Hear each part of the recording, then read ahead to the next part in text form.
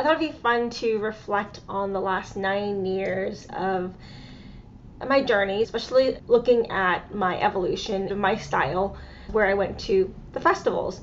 This year, I decided to go to Outside Lands on Sunday. I felt like I was ready. I felt like I was in a place in my life where I was ready to, I felt more confident. I felt more at ease.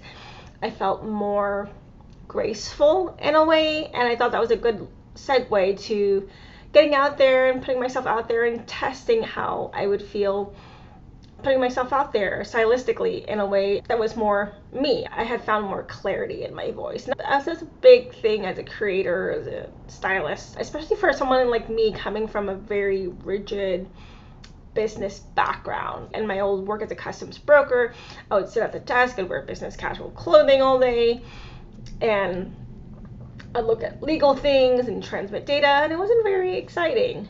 In 2018, I had started to fully launch my work as stylist, and because of that, I felt like it was time to get out there and experience things and see what was out there and have fun and see what was out there, experience and really live and put myself out there and see what styles were out there that would inspire me and motivate me and encourage me and inspire me to try new things. And so here it was, my first foray Outside Lands, and I was nervous. I was scared. This is so new to me. I'm not ready to go have fun and try fun things, and I'm not ready to figure out what to wear. I was embarrassed and shy, and this was a photo that someone took with me in a polaroid. I was really nervous, shy, and very scared, and I didn't want to talk to anyone. I didn't want anyone to know me. I was still embarrassed to be a stylist. You can tell from my body language and my expression, the way I dress. I was half awake, disheveled, barely putting it together. So I was still hiding in a way. So here I was wearing some top that I've had since I was in high school. That's 15 plus years or 20 plus years. And then I was just wearing a white zip up sweater and some jeans. Not very creative, not very exciting. It was just me half-assing it, half winging it, and just scrambling at the last minute to be fun and creative without any kind of thinking or effort. I knew that venturing outside of my comfort zone in this way to go to a festival and to be seen and to let people know me and get to know me and to build connections was far beyond anything I had known, because for so long my work was in customs as a customs broker. I was very nuts and bolts. I was like, okay, I'm gonna come into work, I'm gonna clock in, I'm gonna transmit data, I'm going to be legal eagle. And even in my free time as a customs broker, I didn't really do much fun stuff like going to music festivals and things like that, because my whole world was built around being a customs broker. It was like going to conferences and doing advocacy, and I think even fun was just going to the park or hanging out with friends. I wasn't really ready to be brave in this way. And my hair was a giant mess. I had not combed my hair or blow dried it or looked some sort of presentable way. And this is how I showed up in my first foray as a stylist to Outside Land. It was a big step for me in this direction to venture out into this world where everyone was dressed so cool. I didn't really know myself either at the time. I didn't really know what I would wear. I didn't fit into the trends. I didn't have anything fun. So I said, okay, forget it. I'm not putting any effort into my first Outside Lands. I wasn't ready. I was afraid of running into other people who might want to know who I am or what my work is about, and I wasn't ready to tell people. And so it took the next few years off from going to festivals and just really working on getting to know who I am and where my style could look like and what that looks like, and putting the pieces together.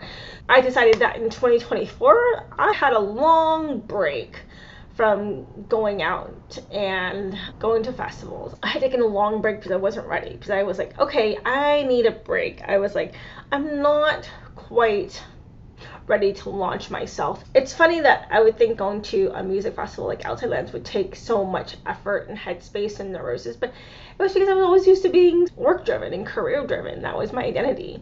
And now as an artist, creator, as a stylist, I really saw the possibilities of being more expressive in myself instead of being rigid or haphazard or like very like things didn't fit well. I wanted to see myself blossom in this new chapter of my life, in this new phase. So in 2024, I was ready because I felt more confident. I had worked on myself. I had really felt like my business was taking a much stronger direction, working with individuals and clients. And that just felt like it was the perfect time to go to outside lands again and kind of road test, a very small way road test how I wanted to express myself. So given that it's outside lands and in San Francisco and it's cold, I didn't want to go anything too crazy. I kept it simple but fun and whimsical in very small ways. And that was a good launching pad for me. I was actually ready to fully embrace this like new work as a stylist.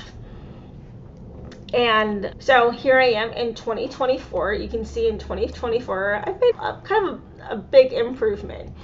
It's still cute, it's still fun, it's still simple, it's still adorable. So I think those are all the things that I am. I'm thoughtful, I'm conscientious, and I'm mindful. And so I felt like this was a good road test. This was a good launching pad for me to, see what I could do with my style. And I wanted to go with something fun and cute and comfortable. So this is what I did in 2024. Cute, comfortable, and whimsical. I have my distressed jeans. I have this pink sweater top, and then my denim floral vest. And then of course my pink sunnies, and then my chunky sneakers. So this was my 2024 foray, dipping my feet back into putting myself out there. And I thought that was a good second effort. It wasn't terrible, but it was a good place for where I was. I was ready to be perky and to be happy and wasn't afraid. I was just going to be bubbly and a little bit kid-like in a way. So this was my 2024 foray attempt at that style, in that sort of getting more confident side of myself. Here I am in 2026, and this year I had felt like I was more at ease, a lot less anxiety, and a lot less frenetic energy, a lot less frustration, and more graceful. And with that feeling in where I was in my life right now, I was ready to go out to outside lands again and see what I could do. See how I could bring this new version of myself back to the festival, and what would that look like, and how would that feel, and would I look the same, would I wear the same things? This came together. I had thought about it on Friday night for a little bit, what I might wear, and again a little bit on Saturday. I just had some ideas and I threw some things together, and this is what I came up with. I took the same outfit from Just Like Heaven, but I added a few things. I added a lot of jewelry and a lot of rings. Outside Lands is very boho, a little bit more hippie. It's in the forest, so I didn't feel like going super like all green or whatever. In this 2026 version, it's a little bit more country, a little bit more boho, but very whimsical and very fun. As you can see, I have these funky half-face earrings that I've had for a long time.